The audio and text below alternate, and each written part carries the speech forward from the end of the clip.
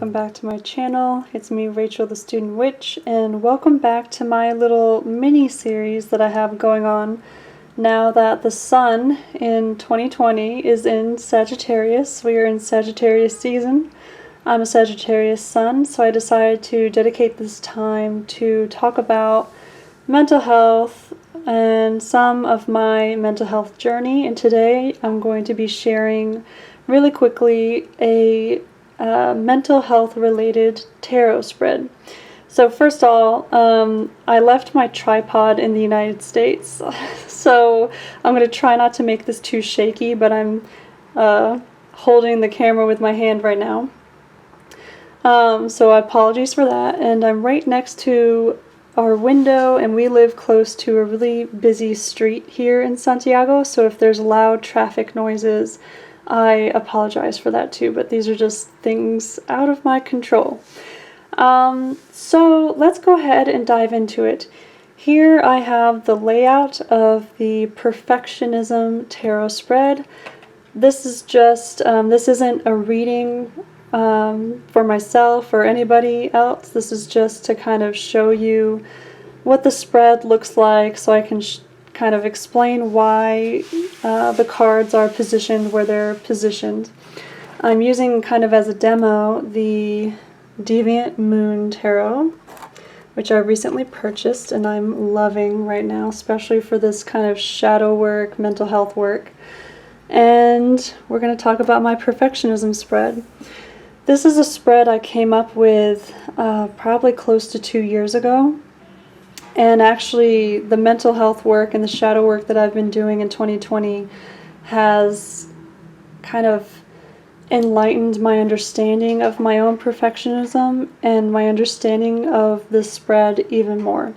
So without further ado, let's jump into it. So this card right here in the middle is card number 1, and in this position, this is the current situation. And I love having a card. A lot of my tarot spreads that I design have cards that are just the current situation, what's going on now. And I like that because this can either kind of shed light on the situation so you can kind of approach it and understand it under that new light with some new understanding, or it can be very affirmative. It can just affirm what your gut's already telling you, affirm what you already know.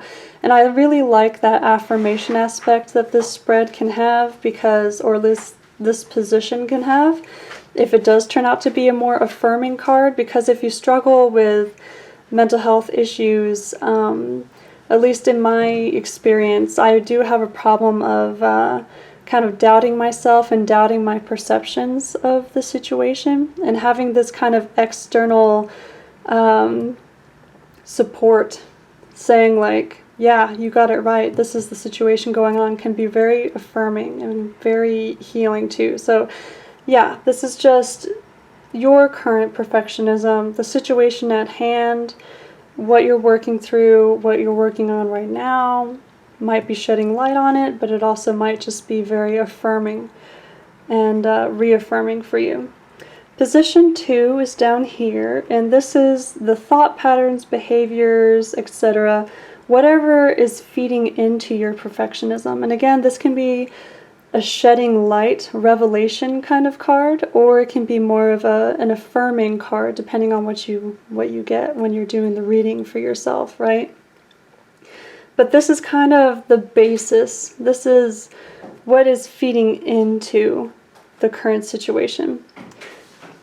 Position 3 is how your perfectionism manifests. And I like this position too because, again, it can be affirming or it can be light shedding. It can shine a light because maybe you're dealing with perfectionism in your work, like some project that you're working on. But if this card turns out to be a card more associated with family life or relationships, it might shed light on how your perfectionism that you thought was just affecting your work and your work life or a project or something like that might actually also leak into other areas of your life, like your family life or your relationships. So this kind of triangle here, card 1, 2, and 3, is really just getting an understanding of the situation, what's feeding into it, how it's manifesting, and what's going on, right? So this kind of triangle forms the basis of what's going on. Now position 4 up here is what you can do right now to begin to heal your perfectionism. So this is an immediate, let's take action, let's focus on what we can do. Like if this is a suit of cups card, right? It might point to the need to take a minute and do some journaling and get some emotions out, right? Or if this is a wands card, it might point to exercise, moving your body, getting that fire element out, or taking actions, right, in the real world, right here, right now, to help you calm down if that's what you need to do, process emotions if that's what you need to do, or get back in front of the computer and keep writing that damn dissertation, which is my case. So that's position 4. Immediate, take action. What do you need to do? What can you do right now to help alleviate the current situation? Card number 5 is what are the long-term habits, goals, or behaviors you can establish to continually work on your healing. So if this is more immediate, card number 4, this is more long-term and can shed light on the long term and what you can do in the long term to move forward with your projects, with your relationships, with your life, so that the perfectionism isn't so overwhelming anymore. And now card number 6 is out here. It's an outlier. As you can see, this is kind of a like the cycle of perfectionism, what feeds into it, how it's manifesting, short-term or immediate actions you can take, long-term. This card out here, position number 6, is out on its own. And this is breaking the cycle. This is the break the cycle card. This points to the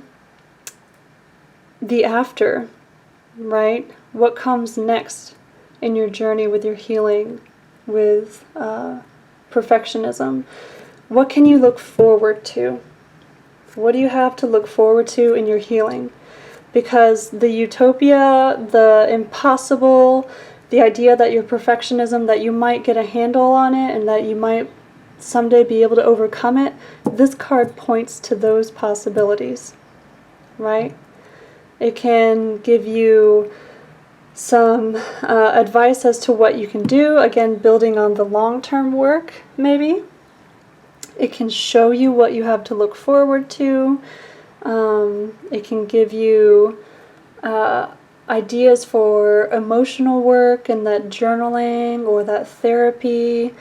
You know, this is long-term, down the road. What do you have to look forward to, right? So yeah, position 1, 2, 3, 4, 5, and then what you have to look forward to. So I'll have the positions written down in the description box, and I'll also have a really good video. There's a channel that I've just been binge watching lately called SciShow Psych, as in sci as in science, SciShow Psych as in psychology. They have a really great video explaining what perfectionism is and where, you know, some ideas and research about what it is and where it comes from and why so many people struggle with it. So I highly encourage you to check out that video down below. I'll have the positions written out down below.